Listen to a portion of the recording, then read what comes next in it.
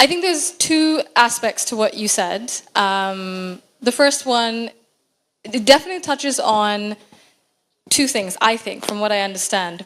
That the world, whether it's education, whether it's professional life or climate change issues, anything, safety, security in terms of transport, it's designed for men to be safe, to succeed. It's not really designed for women. Women have to fit in somehow. And so the buses, the roads, maybe they're not the safest for us, accommodation, climate change, policies, disaster planning isn't taken into mind. Exam season, it's not taken into mind. And of course, we live in a society with certain cultural norms and practices. And policies can only go so far if they clash too much with what families and communities really want. Laws will move faster than culture does. So you have to take that into consideration when we create policies and implement them. So, for example, my grandmother's policy about food for education, cash for education, it understood what the barrier was for a lot of girls going to school.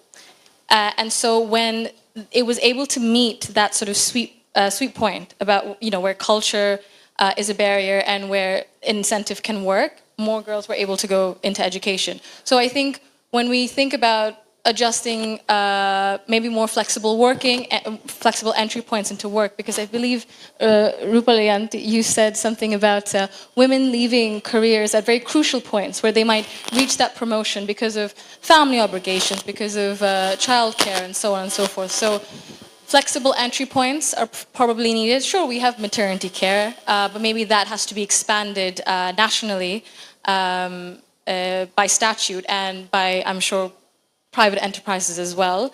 Daycare centers, definitely, that's something I believe my dad is very keen on. He was very hands-on with me as well, as I mentioned. So he understands how difficult it can be to manage childcare. So if that's more accessible for people, say, working in the garment factories, it's 60 to 65% women right now.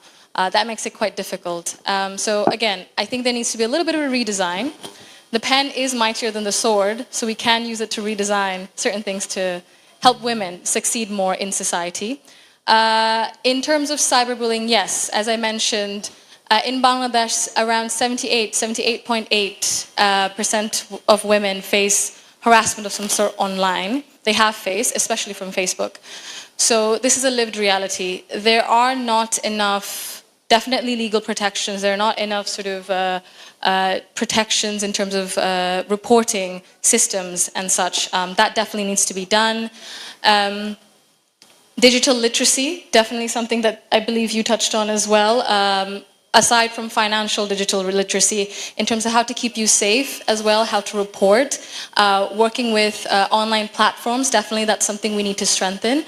Maybe that's something Khosroo can touch on as well. A lot of things need to be done. Again, keeping in mind that the world is not just for men to succeed, it's for women. So we have to put ourselves forward. So thank you for that question. I really think there are small things we can do. Sorry, just to touch on another thing, I think, I believe all of you probably mentioned in some way or the other that we have a lot of policies, we have a lot of laws. I believe there were other comments as well, but it's not integrated. They're sort of in silos.